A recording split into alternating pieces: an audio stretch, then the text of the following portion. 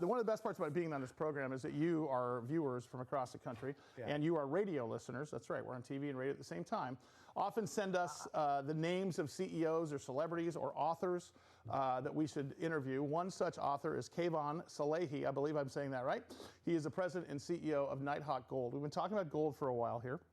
We get a chance to talk to another CEO in the business of something that we rarely talk about. We're equities guys, but if you want more information, by the way, nighthawkgold.com is the place to go. Salehi, like your name, like Sully? I think it's Salehi. Is it Salehi or Salehi? I'm going to go with Salehi. Hey, Keyvan, how are you, sir? Good to talk to you. Hey guys, thanks for having me. Great to be here. I can't see you, but I can't see you, but I'm sure you're up there somewhere. Okay, a couple of things here. Let's talk a little bit about gold and investment portfolio, especially in a time like this when things are so volatile. Sure. Look, despite the weak price action that you've seen over the last couple of sessions in the gold market, I think the primary reason why gold has had such a good move over the last several months, going back to the start of the COVID-19 pandemic, and the macro picture still remains the same. And I think you guys already touched on it with with the ongoing health crisis with coronavirus and rising level of infections, and the discussion around all the government spending, not just in the U.S. but around the globe. It's a global problem.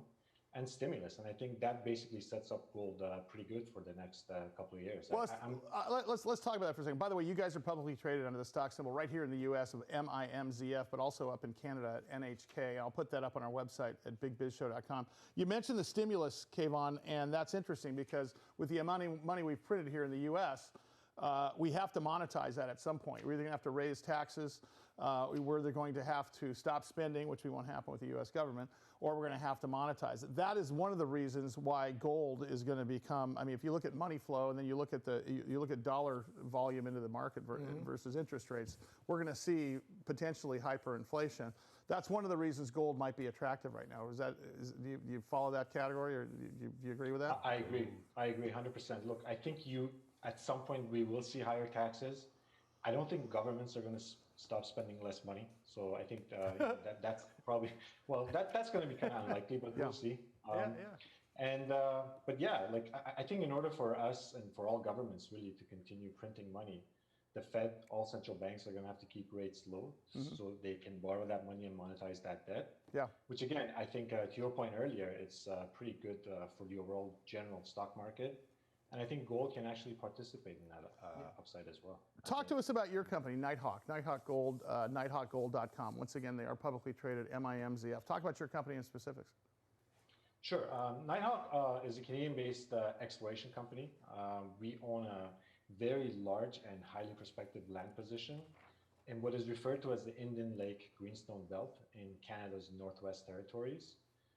Now, just to put it in perspective, we're talking about a stretch of 60 kilometers of land, or over 220,000 acres of highly prospective and high potential,